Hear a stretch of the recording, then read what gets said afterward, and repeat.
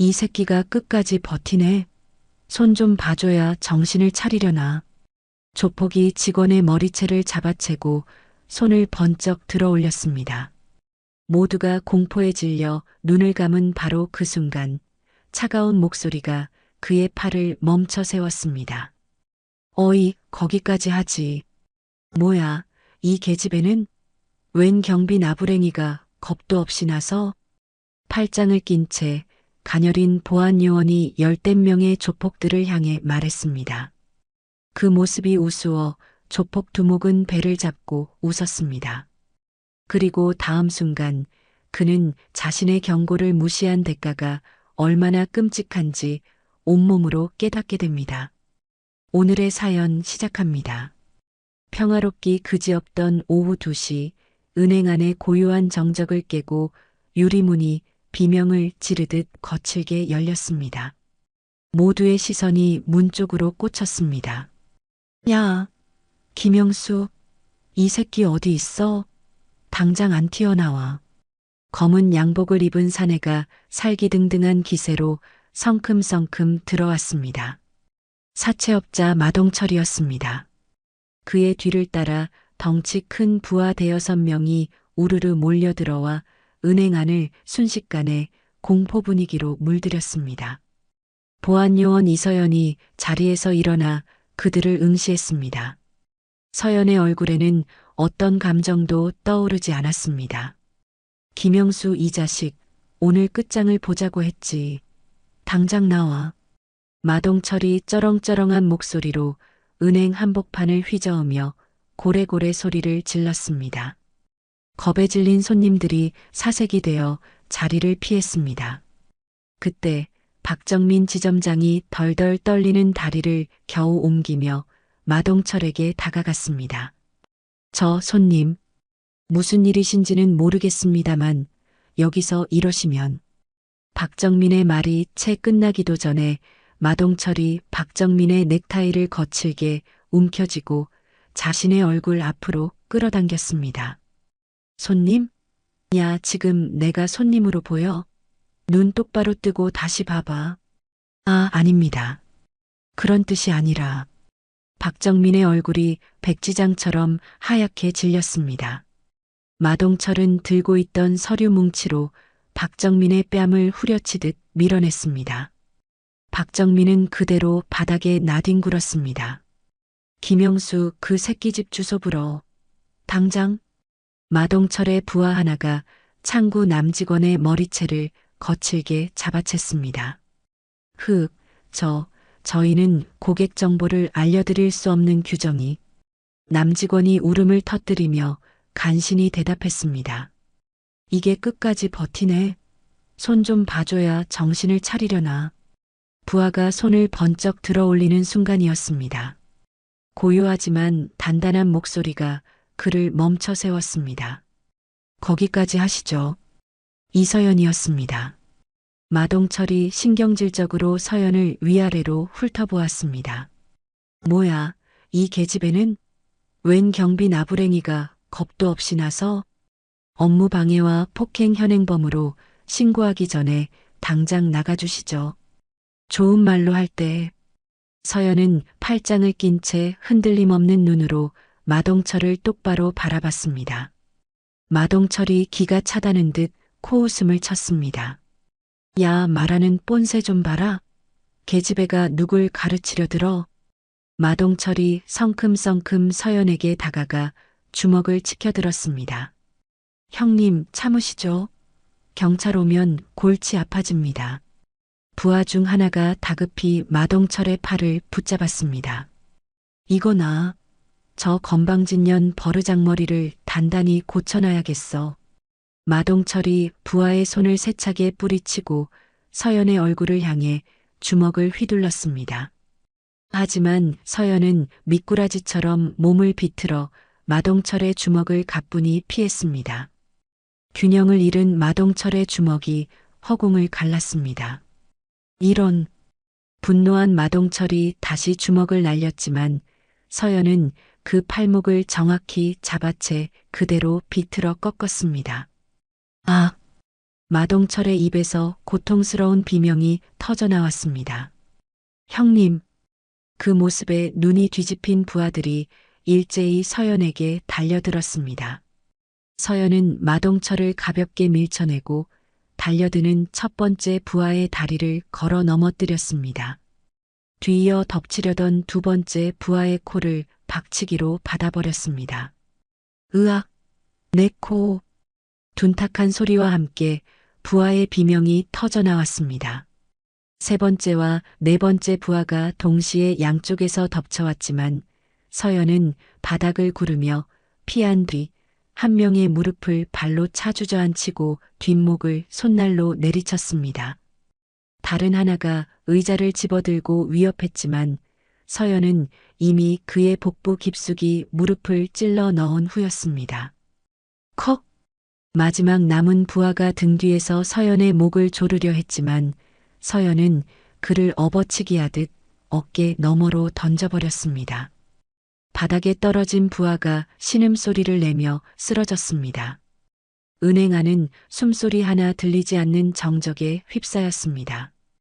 헉, 헉. 마동철이 비틀거리며 일어나 거친 숨을 몰아쉬며 서연을 노려보았습니다. 너 대체 정체가 뭐야? 대한민국 707 특수임무단.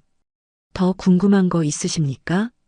서연은 아무런 감정 없는 목소리로 담담하게 말했습니다. 손님들과 직원들은 모두 입을 벌린 채 서연을 경이로운 눈으로 바라보았습니다. 창구 구석에 숨어있던 강민준이 동그랗게 뜬 눈으로 서연의 모습을 하나도 놓치지 않고 지켜보고 있었습니다. 특수부대. 마동철의 얼굴에서 핏기가 가셨습니다. 이마에는 식은땀이 흥건했습니다. 지금 조용히 돌아가시면 없던 일로 하겠습니다. 서연이 바닥에 쓰러진 마동철을 차갑게 내려다보며 말했습니다. 마동철은 치욕감에 이를 악물었습니다. 여기저기서 신음하던 부하들이 비틀거리며 일어났습니다. 가자. 마동철은 당장이라도 서연을 물어뜯을 듯한 흉흉한 눈빛으로 쏘아보더니 부하들을 이끌고 꽁지 빠지게 도망쳤습니다. 감사합니다. 정말 감사합니다. 이서연 씨. 박정민이 다가와 서연의 두 손을 붙잡고 어쩔 줄 몰라 했습니다. 괜찮으십니까, 지점장님? 네. 서연 씨 덕분에 살았습니다. 이 은혜를 어떻게 갚아야 할지. 박정민의 눈시울이 붉어졌습니다. 제 할 일을 했을 뿐입니다. 서연은 덤덤하게 말하며 다시 제자리로 돌아갔습니다. 그때 강민준이 조심스럽게 서연에게 다가왔습니다. 저기 누나. 서연이 무심한 눈으로 민준을 돌아봤습니다. 진짜 대박 멋있었어요. 민준이 상기된 얼굴로 외치듯 말했습니다. 학교 갈 시간 아니야? 저는 학교 안 다녀요. 민준이 고개를 푹 숙였습니다. 서연은 그런 민준을 잠시 바라보다가 다시 모니터로 시선을 돌렸습니다. 위험하니까 얼른 집에 나가. 네. 민준이 아쉬운 듯 입맛을 다시며 은행을 나섰습니다. 직원들이 너도나도 서연에게 다가와 감탄과 감사의 인사를 건넸습니다. 서연은 별다른 대꾸 없이 고개만 까딱일 뿐이었습니다. 저녁 6시 서연이 퇴근을 위해 은행 문을 나섰습니다. 누나. 은행 앞에서 서성이고 있던 민준이 서연을 발견하고 달려왔습니다. 아직도 안 가고 여기 있었어? 서연이 미간을 살짝 찌푸렸습니다. 저기 누나처럼 강해지고 싶어요. 약한 사람들 지켜주는 그런 사람이요. 민준이 결심한 듯한 진지한 얼굴로 말했습니다. 서연이 걸음을 멈추고 민준을 바라보았습니다. 나 같은 사람? 네. 저 좀 가르쳐 주세요. 운동이라도. 집에 가. 부모님이 걱정하신다. 부모님 안 계세요. 민준의 목소리가 기어들어갔습니다. 서연의 표정에 순간 미세한 균열이 스쳐 지나갔습니다. 하지만 곧 차가운 표정으로 돌아와 발걸음을 옮겼습니다. 난 누구 가르치는 거 안 해. 귀찮아. 누나, 한 번만요. 제발요. 서연의 단호한 거절에도 민주는 포기하지 않고 그 뒤를 졸졸 따라갔습니다. 어느새 거리에는 가로등이 하나둘 켜지기 시작했습니다. 나란히 걷는 두 사람의 그림자가 길게 늘어졌습니다. 특전사 출신 은행 여신, 맨손으로 조폭 5명 제압, 스마트폰 액정을 가득 채운 기사 제목에 이서연의 미간이 저절로 찌푸려졌습니다. 조회수는 이미 수백만을 향해 달려가고 있었습니다. 어머, 서연 씨. 지금 실시간 검색어 1위예요. 난리 났어요, 난리. 창구 직원이 제 일인 것처럼 호들갑을 떨며 다가왔습니다. 관심 없습니다. 서연은 무심하게 스마트폰을 주머니에 넣었습니다. 에이, 왜요? 댓글 좀 봐요. 다들 서연 씨 팬 됐대요. 완전 멋있다고. 동료 직원의 들뜬 목소리에도 서연은 굳은 표정으로 제자리로 돌아갔습니다. 은행 안으로 들어서는 손님들마다 서연을 흘끔거리며 수군거렸습니다. 그 부담스러운 시선들을 애써 외면하는 서연의 얼굴에 불편한 기색이 역력했습니다. 한편 병원 VIP 병실에서는 마동철이 깁스를 한 팔을 부여잡고 있었습니다.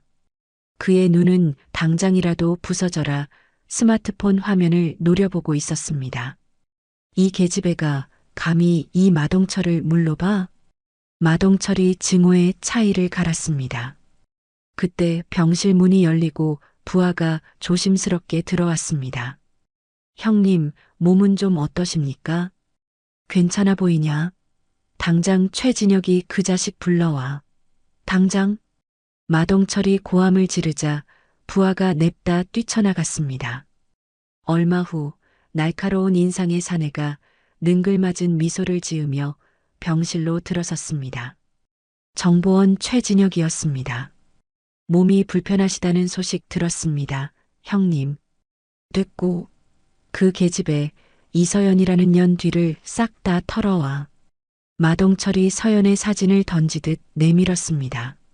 아, 요즘 인터넷에서 아주 뜨거운 그 여자 말씀이시군요. 뼈까지 싹 다 발라내서 그년 숨통을 끊어버릴 약점을 찾아오란 말이야. 알겠습니다. 대신 비용이 좀 만만치 않을 텐데. 돈은 얼마든지 줄 테니 확실하게만 처리해. 마동철이 던진 현금 뭉치를 받아든 최진혁이 비열한 미소를 지었습니다. 일주일이면 그 여자의 지옥이 될 바로 그 약점을 대령하겠습니다. 은행에서 점심을 먹으러 나온 서연의 앞에 어김없이 강민준이 서 있었습니다. 누나, 또 너냐? 누나 영상 봤어요. 진짜 영화 같았어요. 완전 멋있어요. 민준이 흥분을 감추지 못하고 눈을 반짝였습니다. 쓸데없는 소리 말고 집에 나가. 서연이 민준을 지나쳐 걷자 민준이 다급하게 그 뒤를 쫓았습니다. 누나, 저도 가르쳐 주세요. 저도 누나처럼 강해지고 싶어요. 애원하는 민준의 모습에 서연이 걸음을 멈췄습니다. 그때 민준이 손사래를 치다 흘러내린 소매 아래로 시퍼런 멍 자국이 서연의 눈에 박혔습니다. 팔에 그 멍 뭐야? 서연의 날카로운 물음에 민준이 화들짝 놀라며 소매를 끌어내렸습니다. 아, 아니에요. 그냥 넘어졌어요. 밥은 먹었어? 아직. 따라와. 서연은 대꾸 없이 근처 분식집으로 들어갔습니다. 김밥 2줄을 시킨 서연이 민준의 맞은편에 앉았습니다. 학교는 안 다녀요. 부모님은 안 계세요. 보육원에서 얼마 전에 나왔어요. 민준이 고개를 숙인 채 기어들어가는 목소리로 대답했습니다. 서연은 아무 말 없이 민준을 바라보았습니다. 김밥이 나오자 서연이 민준 쪽으로 접시를 밀었습니다. 먹어. 감사합니다, 누나. 민준은 허겁지겁 김밥을 입으로 가져갔습니다. 그 모습을 식당 밖길 건너편에서 최진혁이 차 안에서 지켜보고 있었습니다. 최진혁은 카메라 셔터를 누르며 나직이 중얼거렸습니다. 호랑이 옆에 붙어 다니는 토끼라 재미있어지겠는데. 며칠 뒤 최진혁이 마동철을 다시 찾아왔습니다. 찾았습니다, 형님. 이서연의 목에 걸린 방울을요. 최진혁이 서류 뭉치를 내밀었습니다. 2년 전 작전 실패로 눈앞에서 동료를 잃었습니다. 김상훈 중사라고. 그래서 그때 죽은 동료가 마지막으로 외친 말이 코드 제로였다는군요. 코드 제로? 네. 그 트라우마 때문에 그 말만 들으면 그 자리에서 몸이 얼어붙는답니다. 최진혁의 말에 마동철의 입에서 짐승의 것과 같은 낮고 소름 끼치는 웃음이 터져 나왔습니다. 그리고 이게 진짜 미끼입니다. 최진혁이 민준의 사진을 꺼내 보였습니다. 강민준, 17. 현재 그 계집의 주위를 매일같이 어슬렁거리고 있습니다. 저 꼬맹이를 이용하면. 그렇죠. 아주 좋은 그림이 나올 겁니다. 그날 저녁 퇴근하는 서연을 민준이 기다리고 있었습니다. 누나, 같이 가요. 어느새 옆에 바싹 붙어 걷는 민준을 보며 서연이 피식 웃었습니다. 귀찮으면서도 어쩐지 싫지 않은 아이였습니다. 누나, 저 정말로 강해지고 싶어요. 왜 그렇게 강해지고 싶은데? 누나처럼 제 자신을, 그리고 언젠가 소중한 사람을 지킬 수 있는 사람이 되고 싶어서요. 망설임 없는 민준의 순수한 눈빛에 서연의 마음이 움직였습니다. 내일부터 아침 6시 한강공원으로 나와. 네, 진짜요? 저 가르쳐 주시는 거예요? 기초 체력부터다. 늦잠 자면 끝이야. 네, 절대 안 늦을게요. 감사합니다, 누나. 민준이 아이처럼 펄쩍 뛰며 기뻐했습니다. 그 모습을 보며 서연이 희미하게 미소 지었습니다. 어두운 밤 가로등 불빛만이 희미하게 길을 비추는 귀갓길이었습니다. 서연의 옆에서 민준이 종종 걸음으로 따라붙었습니다. 누나, 오늘도 정말 고마웠어요. 밤길은 위험하니까 이제 매일 기다리지 마. 서연이 긴장을 늦추지 않고 주위를 살피며 말하는 순간이었습니다. 골목의 어둠 속에서 검은 그림자들이 스멀스멀 나타나 두 사람의 앞길을 막아섰습니다. 마동철과 그의 부하들이었습니다. 산책은 즐거웠나, 이서연? 내년 때문에 병원 신세까지 졌는데 곱게 보내줄 순 없지. 마동철이 원한에 찬 눈으로 사악하게 웃었습니다. 민준아, 무슨 일이 있어도 내 뒤에 꼭 붙어 있어. 알았지? 서연이 민준을 등 뒤로 감쌌습니다. 민준은 겁에 질려 떨리는 목소리로 간신히 대답했습니다. 네, 누나. 겁먹지 마. 괜찮아. 서연이 전투 자세를 취하자 마동철이 부하들을 향해 고갯짓했습니다. 부하들이 굶주린 하이에나처럼 일제히 서연에게 달려들었습니다. 서연은 첫 번째 부하의 주먹을 흘려보냄과 동시에 팔꿈치로 명치를 깊숙이 찔렀습니다.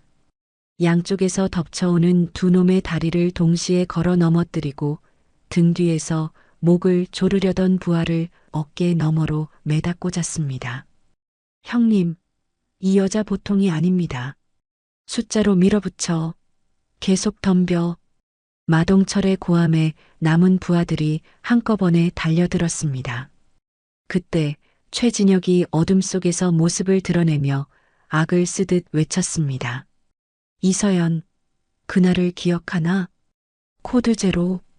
그 두 단어가 서연의 고막을 찢고 들어오는 순간 등골을 타고 차가운 얼음이 흘렀습니다. 눈앞의 적들이 사라지고 2년 전 그날의 피비린내 나는 현장이 눈앞에 펼쳐졌습니다. 지금이다. 덮쳐. 몸이 굳어버린 서연의 옆구리로 부하의 주먹이 파고들었습니다. 크. 서연이 비틀거리는 순간 다른 부하가 날카로운 손톱으로 서연의 팔을 깊게 핥히었습니다. 붉은 피가 옷소매를 적셨습니다. 누나, 민준의 절규가 울려 퍼졌습니다. 하하, 꼴 좋다. 과거에 발목 잡힌 기분이 어떠냐? 마동철의 비열한 웃음소리가 울려 퍼졌습니다. 서연이 결국 무릎을 꿇었습니다. 이제 끝이다. 마동철이 서연에게 다가서는 순간 민준이 옆에 있던 쓰레기통을 번쩍 들었습니다. 이 악마 같은 놈아, 우리 누나 괴롭히지 마.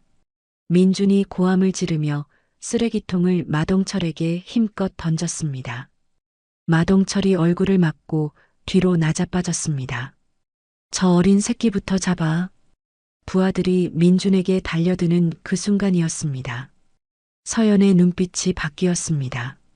과거의 악몽에 갇혀있던 공포의 눈빛이 아닌 자신의 것을 지키려는 맹수의 눈빛으로 내 몸에 손 떼는 건 참아도 저 아이는 안 돼.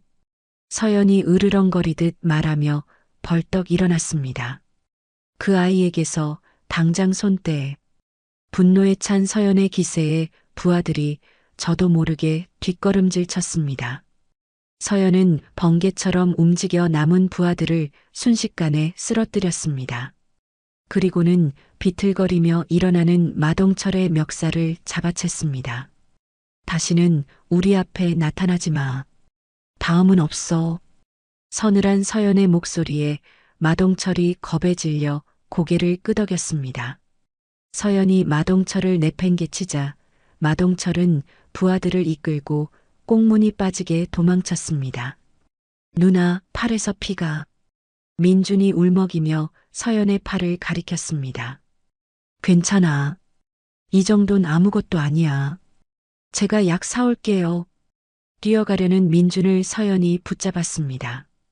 민준아, 고맙다. 네가 날 또 구했어. 서연이 민준의 머리를 쓰다듬었습니다.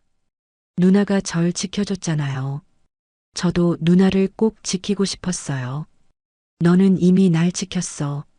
아주 훌륭하게. 서연의 입가에 작은 미소가 번졌습니다. 나란히 걷는 길 민준이 조심스럽게 물었습니다. 누나, 그 코드 제로라는 게 무슨 뜻이에요? 내 판단 미스 하나 때문에 최고의 동료를 잃었어. 그 동료가 마지막으로 남긴 말이 코드 제로였고 서연의 목소리가 희미하게 떨렸습니다. 민준이 그런 서연의 손을 꼭 잡았습니다. 누나 잘못이 아니었을 거예요. 그 작은 온기에 서연의 마음이 녹아내렸습니다. 그래, 오늘 네가 가르쳐줬어. 지켜야 할 현재가 더 중요하다는 걸. 다음 날 아침 서연이 은행으로 출근해 박정민 지점장 앞에 섰습니다. 지점장님, 드릴 말씀이 있습니다. 서연이 하얀 봉투를 내밀었습니다. 봉투 안에는 사직서 3글자가 적혀 있었습니다. 아니, 이서연 씨, 이게 갑자기 무슨 소리요? 이제야 제가 있어야 할 자리를 찾은 것 같습니다. 더는 도망치지 않고 제가 지켜야 할 것들을 지키면서 살고 싶습니다. 서연의 눈빛은 그 어느 때보다 단단하고 확고했습니다. 점심시간 서연이 짐을 챙겨 은행을 나섰습니다. 민준이 헐레벌떡 은행으로 뛰어들어왔습니다. 누나, 정말 그만두는 거예요? 응, 너 같은 아이들. 갈 곳 없고 상처받은 아이들 곁으로 가려고. 서연이 상자를 들고 민준을 바라보았습니다. 오늘부터 너는 내 첫 번째 제자이자 첫 번째 가족이다. 강민준. 네, 가족이요? 민준의 눈이 동그래졌습니다. 대신 규칙은 엄격할 거야. 학교도 빠짐없이 다녀야 하고. 네, 뭐든지 다 할게요. 민준이 세상을 다 가진 듯 환하게 웃었습니다. 직원들의 아쉬운 배웅을 받으며 은행을 나선 서연이 하늘을 올려다보았습니다. 구름 한 점 없는 파란 하늘이었습니다. 누나, 이제 우리 어디로 가요? 새로운 시작을 하러. 서연이 희망에 찬 걸음을 내디뎠습니다. 민준이 그 옆에 나란히 서서 함께 걸었습니다. 두 사람의 그림자가 햇살 아래 길게 뻗어나갔습니다. 여기다. 우리가 쓸 공간. 서연이 굳게 닫힌 낡은 상가 건물의 철문을 열자 퀴퀴한 먼지가 훅 하고 일어났습니다. 우와, 생각보다 엄청 넓은데요? 텅 비어 을씨년스럽기까지 한 공간을 둘러보며 민준이 감탄했습니다. 시작은 먼지 터는 것부터지. 말이 많다, 강민준. 빗자루 안 들어? 서연이 소매를 걷어올리며 말했습니다. 두 사람은 묵묵히 청소를 시작했습니다. 한참 동안 빗질과 걸레질이 이어지고 묵은 먼지가 걷히자 비로소 공간의 본 모습이 드러났습니다. 누나, 근데 진짜로 호신술 교실 같은 거 여는 거예요? 응. 청소년 무료 호신술 교실. 무료요? 그럼 우린 뭘 먹고 살아요? 돈 없어서 맞고 다니는 애들은 없어야지. 서연의 단호한 말에 민주는 더 이상 묻지 않았습니다. 이틀 후 서연은 직접 만든 어설픈 간판을 들고 왔습니다. 삐뚤빼뚤한 글씨로 청소년 무료 호신술 교실이라고 쓰여 있었습니다. 자, 이제 페인트 칠만 하면 되겠다. 두 사람은 하얀 페인트를 들고 낡은 벽을 칠하기 시작했습니다. 어느새 낡고 어둡던 공간은 깨끗하고 환하게 변해갔습니다. 누나, 근데 학생들이 올까요? 반드시 올 거야. 이곳이 꼭 필요한 아이들이. 서연의 목소리에는 흔들림 없는 확신이 있었습니다.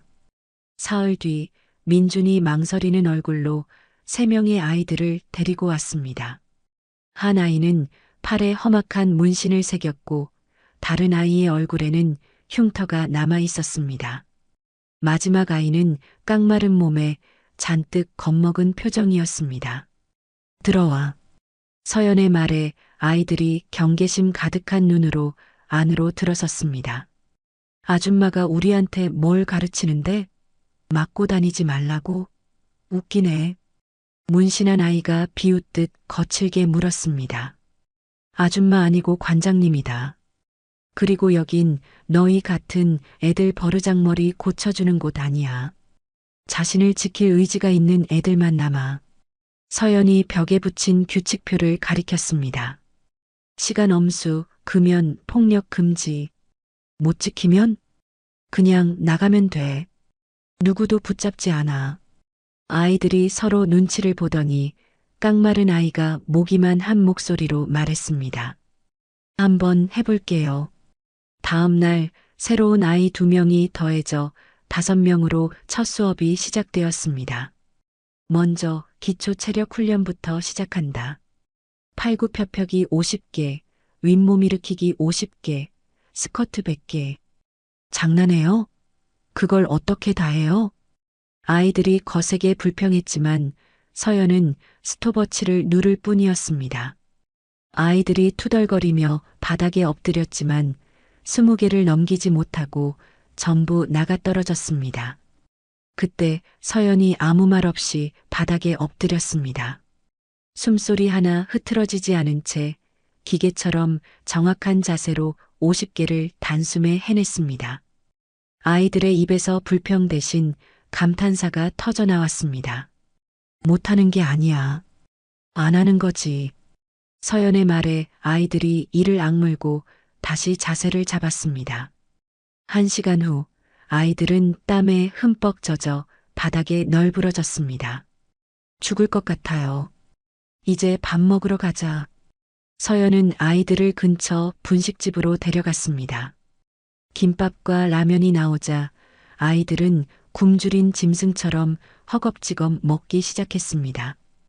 관장님은 왜 우리한테 밥까지 사줘요? 세상에 공짜는 없다고 배웠는데. 얼굴에 흉터가 있는 아이가 경계심을 풀지 않고 물었습니다. 공짜 아니야. 오늘 너희가 흘린 땀값이야. 밥값은 해야지. 서연의 말에 아이들의 표정이 미묘하게 변했습니다. 민준이 자랑스럽게 말했습니다. 우리 관장님 특수부대 출신이셔. 대한민국 707 특임단. 대박, 진짜요? 아이들의 눈이 존경심으로 빛나기 시작했습니다. 그날 이후 아이들은 눈에 띄게 달라졌습니다. 일주일 만에 학생은 10명으로 늘어났습니다. 오늘부터는 기술을 배운다. 힘으로 하는 게 아니라 상대의 힘을 이용하는 거다. 서연이 민준을 상대로 시범을 보이자 아이들의 입에서 감탄사가 터져나왔습니다. 체육관은 서툰 동작과 웃음소리로 가득 찼습니다. 관장님은 왜 우리를 가르쳐요? 그냥 이렇게까지 해주는 이유가 뭐예요? 훈련이 끝난 후 문신한 아이가 진지하게 물었습니다. 서연은 아이들을 둘러보며 나지막이 말했습니다. 너희가 스스로를 지킬 수 있는 사람이 되길 바라서, 그리고 언젠가 너희가 또 다른 누군가를 지켜줄 수 있는 사람이 되길 바라기 때문이다. 그 순간 아이들의 눈빛이 달라졌습니다. 체육관 창밖에서 백발의 노인이 그 모습을 조용히 지켜보고 있었습니다. 험악했던 아이들의 눈빛이 조금씩 부드러워지고 있었습니다. 노인의 입가에 흐뭇한 미소가 번졌습니다. 물건이 나타났군. 아주 큰 물건이야. 체육관 안에서는 아이들의 활기찬 웃음소리가 울려 퍼졌고 그 모습을 바라보는 서연의 입가에도 아주 희미한 미소가 피어올랐습니다. 관장님, 큰일 났어요. 민준이 숨을 턱까지 몰아쉬며 체육관 문을 박차고 들어왔습니다. 그의 뒤로 삐쩍 마른 진호가 울먹이며 서 있었습니다. 무슨 일이야, 진정하고 말해. 서연이 매트 정리를 멈추고 돌아봤습니다. 용진이 그 자식들이 진호 돈을. 민준이 분을 사귀지 못하고 소리쳤습니다. 서연의 시선이 어깨를 떨고 있는 진호에게 향했습니다. 서연의 표정이 싸늘하게 굳었습니다. 아무 말 없이 자켓을 집어드는 서연의 모습에 민준이 다급하게 물었습니다. 어디 가세요? 용진이 만나러. 저도 갈게요. PC방 앞 불량배 대여섯 명이 모여 담배를 피우고 있었습니다. 그 중심에 용진이 있었습니다. 서연이 망설임 없이 그들 앞으로 걸어갔습니다. 네가 용진이야? 뭐야, 이 아줌마는? 그 멸치 새끼 엄마라도 돼? 용진이 껌을 질겅거리며 서연을 위아래로 훑어보았습니다. 서연은 대꾸 없이 용진의 눈을 똑바로 쏘아보았습니다. 내 눈엔 내가 그 아이 엄마로 보이나? 서연의 목소리는 얼음장처럼 차가웠습니다. 너 같은 쓰레기들한테서 내 새끼 지키러 온 사람으로 보이지 않고? 내 새끼라는 말에 용진의 표정이 순간 굳었습니다. 서연이 한 발짝 다가서자 용진이 저도 모르게 뒷걸음질 쳤습니다. 너도 한때는 약했겠지. 약해서 당해봤고 그래서 더 강한 척 발버둥 치는 거야. 하지만 약한 애들 짓밟는다고 네가 강해지는 건 아니야. 그건 그냥 비겁한 짓일 뿐이지. 서연의 말이 전곡을 찌르자 용진의 얼굴이 벌개졌습니다. 닥쳐. 네가 뭘 안다고 짓거려. 한 대 맞아볼래? 아니면 돈 돌려주고 조용히 꺼질래? 서연이 천천히 자켓을 벗었습니다. 단단하게 다져진 팔 근육이 드러나자 용진의 눈이 흔들렸습니다. 그때 마침 근처를 지나던 김 관장이 그 광경을 목격하고 걸음을 멈췄습니다. 돈 돌려주고 앞으로 내 아이들 눈에 띄지 마. 다음에 또 이런 일 있으면 그땐 대화로 안 끝나. 서늘한 서연의 경고에 용진은 주머니에서 꾸깃꾸깃한 돈을 꺼내 내밀었습니다. 서연은 돈을 받아들고 뒤돌아섰습니다.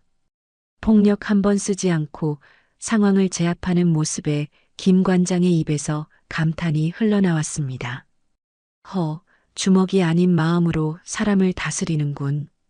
진짜 무도인이야. 그날 밤 훈련을 마친 아이들이 서연의 주위에 둘러앉았습니다. 관장님, 정말 우리를 지켜주시는군요.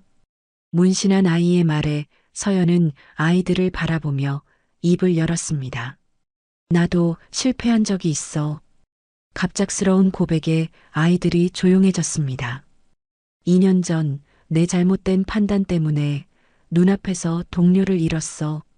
처음으로 아이들은 강철 같던 서연의 목소리에서 가느다란 균열을 보았습니다.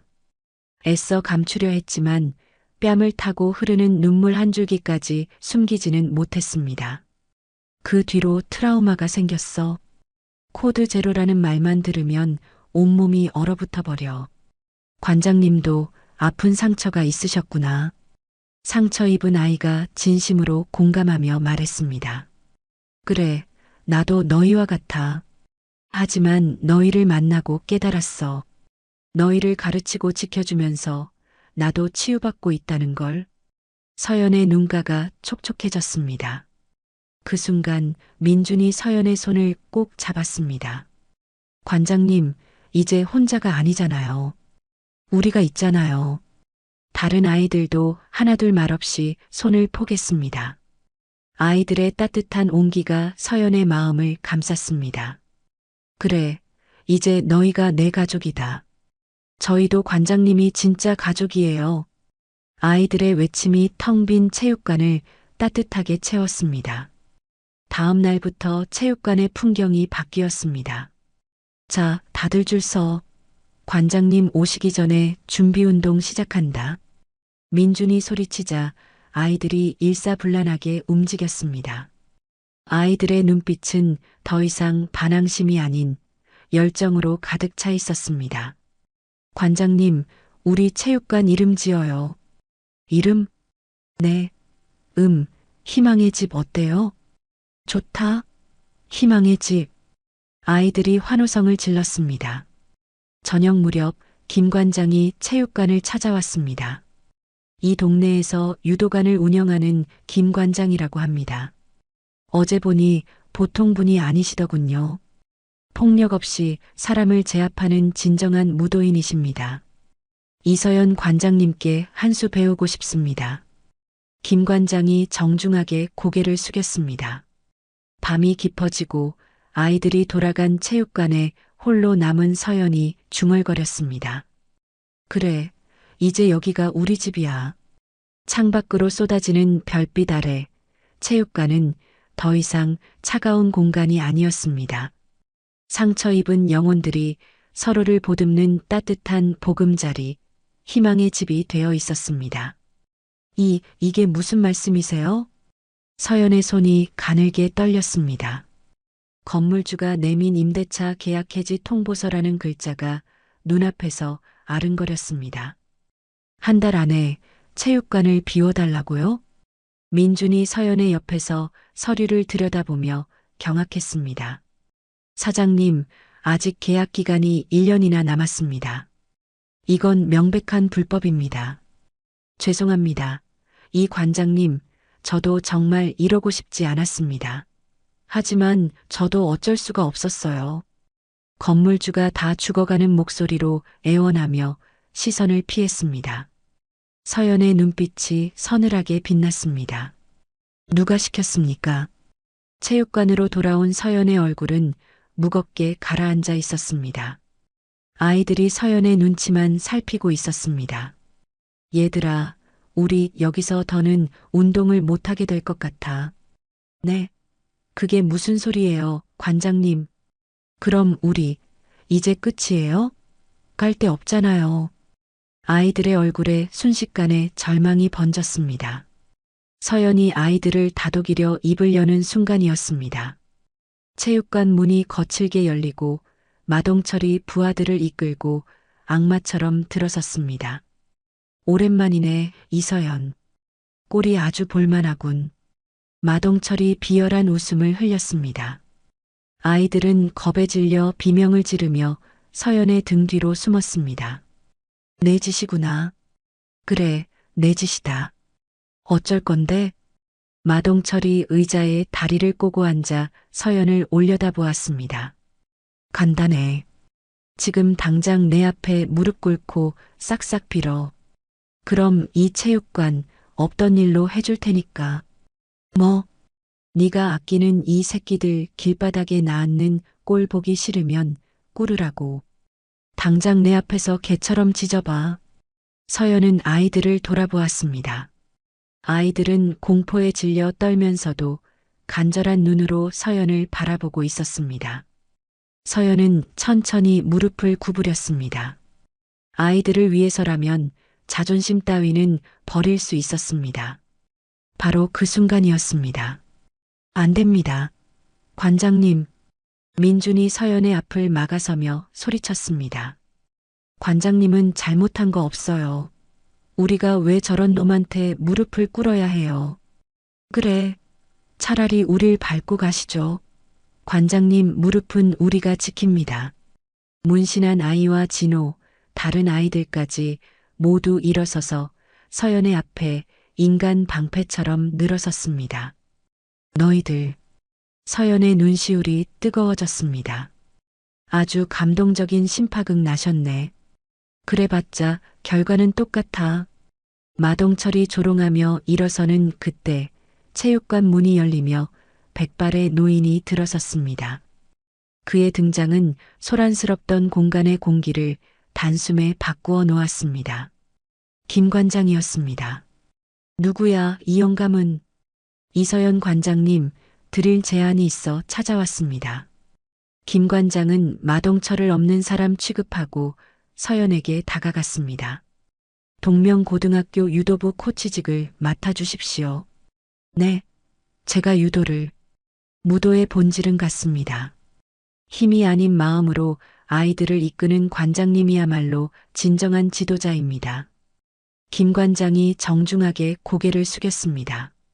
그리고 이 아이들도 방과 후에 학교 체육관에서 함께 가르칠 수 있습니다. 최신 시설을 마음껏 쓰셔도 좋습니다. 정말요? 아이들의 눈이 희망으로 반짝였습니다.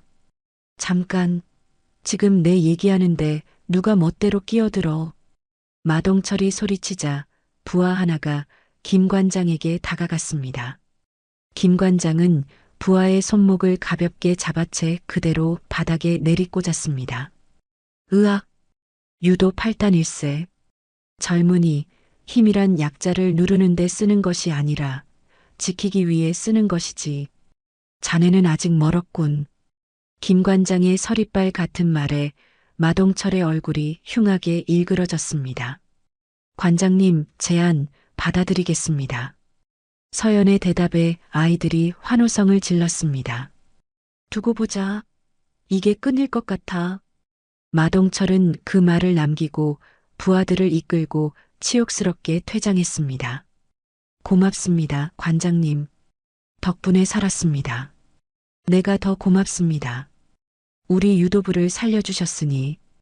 김 관장이 따뜻하게 웃었습니다. 그날 밤 서연과 아이들은 희망의 집을 정리했습니다. 관장님 아쉬워요? 조금. 하지만 새로운 시작이잖아. 어디에 있든 우리가 함께면 그곳이 바로 우리 집이야. 서연이 체육관 불을 껐습니다. 낡고 초라한 공간이었지만 세상 가장 따뜻한 집이었습니다. 서연은 문을 닫으며 다짐했습니다.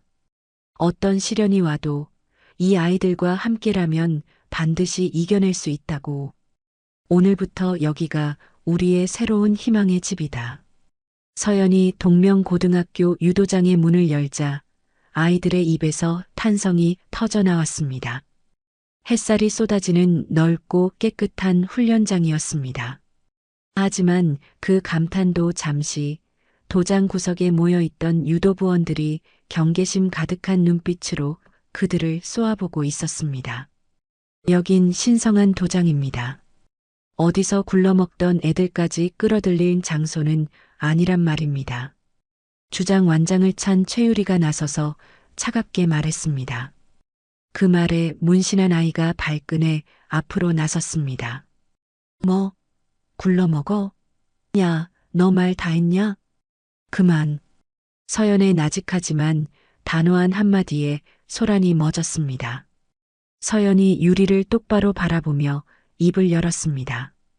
패배에 익숙해져서 싸워볼 용기조차 잃어버린 너희보단 저 아이들 눈빛이 더 살아있는데. 그때였습니다. 유도장 문이 굉음과 함께 열리고 마동철이 전보다 더 많은 수의 부하들을 이끌고 난입했습니다. 여기서 새 출발이라도 하시겠다? 어림없는 소리. 마동철이 고함을 지르자 유도부원들은 겁에 질려 뒷걸음질 쳤습니다. 이서연, 오늘 네가 여기서 날 이기지 못하면 네가 애지중지하는 저 새끼들 전부 소년원 구경하게 될 줄 알아. 내가 반드시 그렇게 만들 거니까. 정말 질리지도 않는군. 서연은 말없이 유도복으로 갈아입고 매트 중앙에 섰습니다. 덤벼라. 단 유도 규칙으로 정정당당하게 붙지. 웃기는군. 좋다. 마지막 발악은 들어주지. 마동철의 신호에 부하 하나가 매트로 올라섰습니다. 서연은 부하가 달려드는 순간 그 힘을 역이용해 눈 깜짝할 사이에 업어치기로 맺혀버렸습니다. 한판 민준의 외침을 시작으로 부하들이 차례차례 매트 위로 나가떨어졌습니다. 두 번째는 허리 오리기, 세 번째는 발 뒤축 걸기. 마치 한 마리의 우아한 학이 춤을 추는 듯한 몸놀림이었습니다. 유도부원들은 넋을 잃고 그 광경을 바라보았습니다. 저게 진짜 유도야. 10명의 부하가 쓰러지는 동안 서연은 수만 번 고르지 않았습니다. 이제 내 차례다, 마동철. 이 괴물 같은 년. 마동철이 악을 쓰며 달려들었지만 서연은 완벽한 허리 기술로 그를 공중으로 띄웠다가 매트에 내리꽂았습니다. 엄청난 충격과 함께 마동철의 주머니에서 휴대폰이 튕겨나가 바닥에 떨어지며 박살났습니다. 그 순간 김 관장과 함께 경찰들이 들이닥쳤습니다. 마동철 씨 불법 사체 및 폭행 교사 혐의로 체포합니다. 경찰이 박살난 휴대폰을 증거물로 수거했습니다. 이서연, 너 내가 가만둘 줄 알아. 끌려가면서까지 발악하는 마동철을 향해 서연이 차갑게 말했습니다. 아니, 네가 자초한 일이야. 이제 그만 지옥으로 돌아가. 소동이 끝나고 유도부원들이 서연의 주위로 모여들었습니다. 최유리가 깊이 고개를 숙였습니다. 코치님, 저희가 어리석었습니다. 부디 저희를 맡아주십시오. 괜찮아요. 어떤 훈련이든 다 이겨낼게요. 유도부원들이 한 목소리로 외쳤습니다. 서연은 자신의 아이들과 유도부원들을 매트 중앙에 모았습니다. 너희가 굴러먹던 애들이라고 무시했던 이 아이들은 서로를 지키기 위해 기꺼이 자신의 몸을 던졌다. 하지만 너희는 어땠지? 패배에 익숙해져 서로를 믿지 못하고 뿔뿔이 흩어져 있었다. 실력이 부족한 게 아니야. 함께 싸울 동료를 믿지 못하는 마음, 그게 너희를 패배하게 만든 진짜 적이다. 서연의 말에 유도부원들의 얼굴이 뜨거워졌습니다. 오늘부터 우리는 희망의 집이라는 이름 아래 한 팀이다. 이에 있는 사람? 서연의 카랑카랑한 목소리에 유리가 눈물을 닦으며 외쳤습니다. 없습니다. 좋아. 그럼 지금부터 첫 훈련을 시작한다. 전원 운동장으로. 차가운 경계심으로 가득 찼던 도장은 어느새 뜨거운 땀과 희망의 함성으로 가득 찼습니다. 과거의 상처를 딛고 일어선 여자와 세상에 버려졌던 아이들. 그들이 함께 만들어갈 희망의 집은 이제 막 진짜 시작을 알리고 있었습니다. 최유리, 내 가장 큰 문제가 뭔지 알아? 모의 대련이 끝난 후 서연이 매트에 주저앉아 거친 숨을 몰아쉬는 유리에게 다가갔습니다. 모르겠습니다, 코치님. 넌 지는 게 두려운 게 아니야. 다시 한번 동료들을 실망시키는 게 두려운 거지. 서연의 말에 유리의 어깨가 움찔했습니다. 작년 전국대회 유리의 눈앞이 새하얘졌습니다. 회심의 공격이 되치기로 연결되며 차가운 매트에 등이 꽂혔습니다. 동료들의 침묵이 비수처럼 유리의 심장에 박혔습니다. 오늘부터 특별 훈련이다. 실패를 두려워하지 않고 공격하는 법, 내가 가르쳐 주지. 그날 이후 서연은 매일 유리와 1대1 훈련에 매달렸습니다.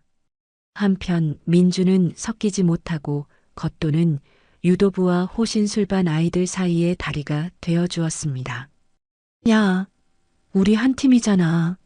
같이 땀 흘려야 전우회도 생기지. 민준의 넉살과 끈질긴 노력에 아이들은 조금씩 서로에게 마음을 열기 시작했습니다. 유도부원이 호신술반 아이에게 유도 기술을 가르쳐주고 호신술반 아이는 유도부원에게 실전 싸움의 요령을 알려주며 그들은 진짜 하나가 되어갔습니다. 전국대회 지역 예선 당일. 뭐야, 동명고. 작년에 예선 탈락한 꼴찌 팀이잖아. 오늘 몸 좀 풀다 가겠네. 상대 팀 선수들이 노골적으로 동명고를 비웃었습니다. 서연이 아이들을 모았습니다. 들었지? 저들이 우리를 얕보고 있다. 그게 바로 우리의 가장 큰 무기야. 만년 꼴찌 동명고의 반란이 시작되었습니다. 모두가 비웃었던 오합지졸팀이 서연이라는 지휘관을 만나 무적의 군단으로 거듭이 나는 순간이었습니다. 서연의 날카로운 분석은 상대의 숨통을 끊었고 아이들은 망설임 없이 그 전략을 수행했습니다. 예선 첫 경기부터 한판승이 연이어 터져나왔습니다. 믿을 수 없습니다. 동명고가 파죽지세로 4강에 이어 결승까지 진출합니다. 장내 아나운서의 흥분된 목소리가 경기장을 가득 메웠습니다. 결승전 전날 밤 서연이 상기된 얼굴의 아이들 앞에 섰습니다. 2년 전 나는 내 동료를 믿지 못하고 혼자 모든 짐을 지려다 모든 걸 잃었다. 서연의 고백에 아이들의 표정이 숙연해졌습니다. 너희는 나 같은 실수를 반복하지 마라. 옆에 있는 동료를 믿어. 그리고 너 자신을 믿어. 우리는 혼자가 아니니까. 네, 코치님. 내일 상대는 3년 연속 우승팀이다. 하지만 두려워하지 마. 승리를 향한 간절함은 우리가 더 강하니까. 코치님, 저희 진짜 이기고 싶습니다. 유리가 주먹을 불끈 쥐며 말했습니다. 저희가 얼마나 성장했는지 저희의 힘을 증명해 보이고 싶습니다. 그날 밤 유리가 홀로 서연을 찾아왔습니다. 코치님, 저 사실은 너무 무서워요. 작년처럼 또 제 실수로 모두를 실망시키게 될까봐. 유리의 눈에 눈물이 고였습니다. 서연이 그런 유리를 따뜻하게 안아주었습니다. 유리야, 내일 매트 위에서 2년 전에 나를 이겨줘. 실패를 두려워하며 아무것도 못했던 나를 네가 대신 뛰어넘어줘. 할 수 있지? 서연의 말에 유리가 눈물을 닦으며 고개를 끄덕였습니다. 다음 날 아침 결승전이 열리는 경기장으로 향하는 버스 안. 아이들의 얼굴에는 더 이상 두려움이 없었습니다. 오직 승리를 향한 뜨거운 열망만이 가득했습니다. 자, 이제 기적을 만들러 가자. 민준의 외침에 아이들이 한 목소리로 함성을 질렀습니다. 서연은 창밖을 바라보며 조용히 미소 지었습니다. 결전의 순간이 마침내 다가오고 있었습니다. 전국대회 결승전. 만년 꼴찌 동명고의 상대는 3년 연속 우승에 빛나는 최강자 성북고등학교입니다. 장내 아나운서의 목소리가 울려 퍼지자 동명고 선수들의 얼굴이 굳어졌습니다. 특히 최유리의 얼굴은 새하얗게 질려 있었습니다. 성북고 박하은. 유리가 떨리는 목소리로 중얼거렸습니다. 작년 자신에게 굴욕적인 한판패를 안겨주었던 바로 그 상대였습니다. 경기장에는 이미 취재진들이 몰려들어 다윗과 골리앗의 대결이라며 열을 올리고 있었습니다. 최유리, 또 만났네. 작년에 네가 매트에서 울던 모습이 아직도 눈에 선한데. 오늘도 울 준비는 하고 나왔어? 몸을 풀던 박하은이 유리를 향해 비웃음을 흘렸습니다. 유리의 어깨가 잘게 떨렸습니다. 서연이 아이들을 모았습니다. 상대가 강한 건 사실이야. 하지만 기억해. 승리를 향한 간절함은 우리가 더 강하다. 드디어 결승전의 막이 올랐습니다. 첫 경기, 동명고는 속수무책으로 패배했습니다. 두 번째 경기는 가까스로 이겼지만 세 번째와 네 번째 경기가 연달아 갈리며 스코어는 2대2 동점이 되었습니다. 이제 모든 것은 마지막 주자인 유리의 어깨에 달리게 되었습니다. 유리야, 내 차례다. 서연의 부름에 유리가 고개를 들지 못했습니다. 코치님, 저는 못할 것 같아요. 할 수 있어. 넌 혼자가 아니야. 우리 모두가 내 뒤에 있어. 유리가 비틀거리며 매트로 걸어나갔습니다. 맞은편에 선 박하은의 얼굴에는 오만함이 가득했습니다. 시작. 심판의 신호와 함께 하은이 맹수처럼 달려들었습니다. 유리는 작년의 악몽에 사로잡혀 수비만 급급했습니다. 유리의 귓가에 작년의 패배를 조롱하던 관중들의 목소리가 환청처럼 들려왔습니다. 몸이 납덩이처럼 무거워지고 팔다리가 제멋대로 움직였습니다. 결국 하은에게 유유를 허용하고 말았습니다. 끝이야. 또다시 모두를 실망시키고 말 거야. 유리의 눈에서 희망의 빛이 사라져갈 때였습니다. 서연이 벌떡 일어나 포효하듯 외쳤습니다. 최유리. 벼락 같은 서연의 외침이 유리의 귓가를 때렸습니다. 과거가 아닌 현재를 믿어. 넌 더 이상 작년에 울고 있던 네가 아니야. 지금의 너를 믿고 우리를 믿어. 그 외침은 신호탄이었습니다. 맞아. 유리야. 할 수 있어. 누나. 우리가 있잖아요. 파이팅.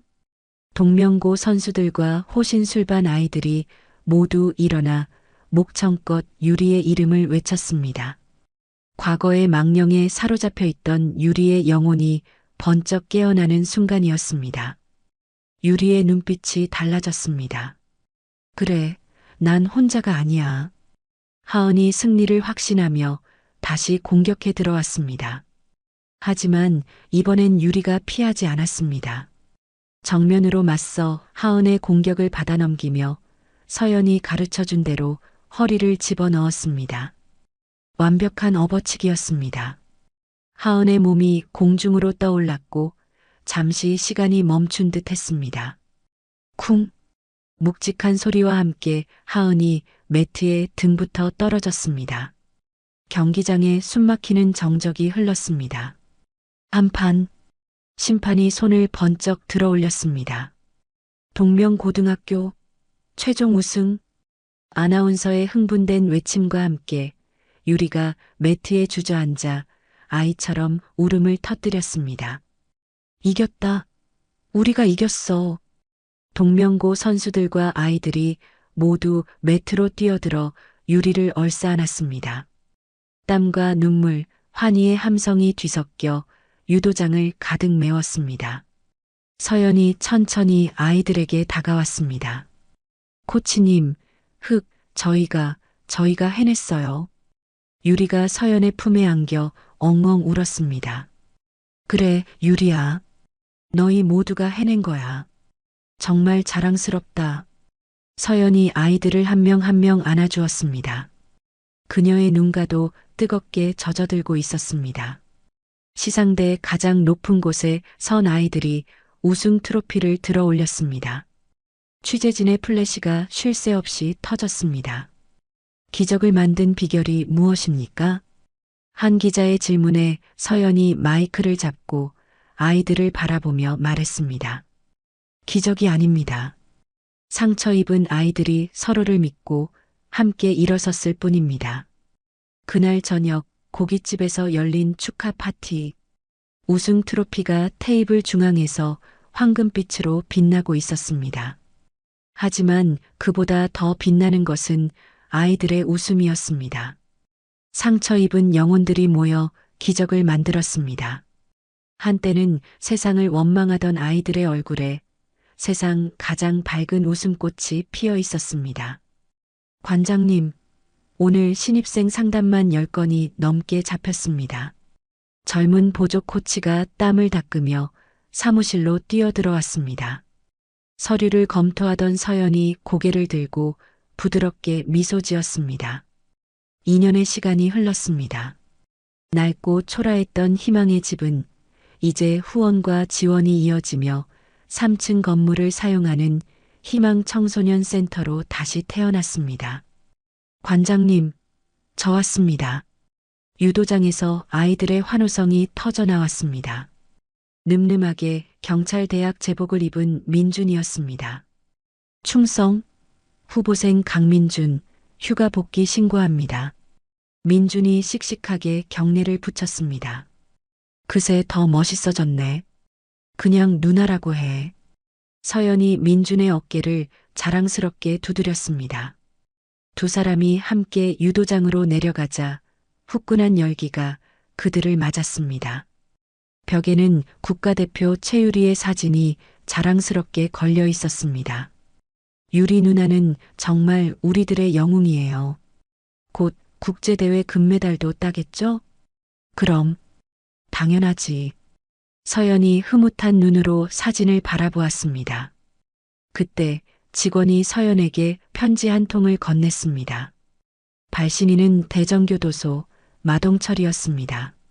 서연은 조용한 곳으로 가 편지를 열었습니다. 이서연 씨에게 먼저 고개 숙여 사죄합니다. 제가 얼마나 어리석고 못된 인간이었는지 이곳에서 뼈저리게 깨달았습니다. 당신이 옳았습니다. 진짜 강함은 약한 자를 지키는 것이었습니다. 용서는 바라지 않겠습니다. 다만 당신과 아이들 덕분에 인생을 다시 배울 기회를 얻었습니다. 정말 죄송했습니다. 그리고 고마웠습니다. 서연은 편지를 다 읽고 길게 숨을 내쉬었습니다. 누구 편지예요? 표정이 왜 그래요? 아니, 그냥 아주 긴 길을 돌아온 사람의 편지야. 이제라도 자신의 길을 찾았으면 좋겠네. 서연은 편지를 서랍 깊숙이 넣으며 창밖을 바라보았습니다. 운동장에서는 한때 팔에 문신을 새겼던 아이가 이제는 보조 코치가 되어 신입생의 자세를 교정해주고 있었습니다. 야, 임마. 힘으로만 하는 거 아니랬지. 상대 힘을 이용해야지, 바보야. 그 모습이 마치 과거의 서연 자신을 보는 것 같아 웃음이 나왔습니다. 저녁 무렵 김 관장이 센터를 찾아왔습니다. 보시오, 이 관장. 저 아이들의 웃음소리가 바로 당신이 만들어낸 기적이요. 당신의 그 아팠던 과거가 이 아이들의 빛나는 미래를 만든 게지. 아닙니다, 관장님. 저 아이들이 저를 구원해 준 겁니다. 밤이 되어 센터가 조용해졌습니다. 홀로 남은 서연이 훈련장을 둘러보았습니다. 벽을 가득 메운 트로피와 메달, 아이들의 환한 웃음이 담긴 사진들. 코드 제로. 서연이 나직이 움츠렸습니다. 이제 그 단어는 더 이상 그녀를 괴롭히는 악몽이 아니었습니다. 자신을 일으켜 세운 과거의 상처이자 성장의 발판이었습니다. 다음 날 아침 센터는 다시 아이들의 활기로 가득 찼습니다. 관장님, 오늘 벤치마킹 온다는 학교가 3곳이나 됩니다. 우리 센터, 이제 전국구 스타가 다 됐네요. 서연은 아이들과 식당에 마주 앉아 밥을 먹었습니다. 이 소박하지만 충만한 행복이 자신의 삶 그 자체임을 깨달았습니다. 훈련 시간, 아이들의 우렁찬 기합 소리가 봄날의 햇살 아래 울려 퍼졌습니다. 서연은 창가에 서서 그 눈부신 풍경을 바라보았습니다. 누나. 운동장에서 훈련하던 민준이 그녀를 발견하고 환하게 손을 흔들었습니다. 서연도 활짝 웃으며 손을 흔들어 주었습니다. 저녁 노을이 센터를 붉게 물들일 무렵 훈련을 마친 아이들이 인사를 하고 집으로 향했습니다. 참 좋은 풍경입니다. 어느새 곁으로 다가온 김 관장이 말했습니다. 네, 정말 좋습니다. 한때는 과거의 악몽에 갇혀 살던 여자, 세상의 냉대 속에 버려졌던 아이들, 상처 입은 영혼들이 서로의 상처를 보듬어주며 피워낸 봄날은 그 어떤 봄보다 따스하고 눈부셨습니다. 희망 청소년 센터의 불빛 아래 그들의 진짜 봄은 영원할 것이었습니다. 오늘 이야기 어떠셨나요? 혹시 마지막까지 들어주신 분이 계시다면 잘 들었다고 댓글 하나만 남겨주세요. 여러분에게도 달빛 같은 순간이 찾아올 거예요. 지금까지 달빛 이야기였습니다. 더 좋은 사연으로 다시 찾아뵙겠습니다. 늘 평온한 하루 되시길 바랍니다. 감사합니다.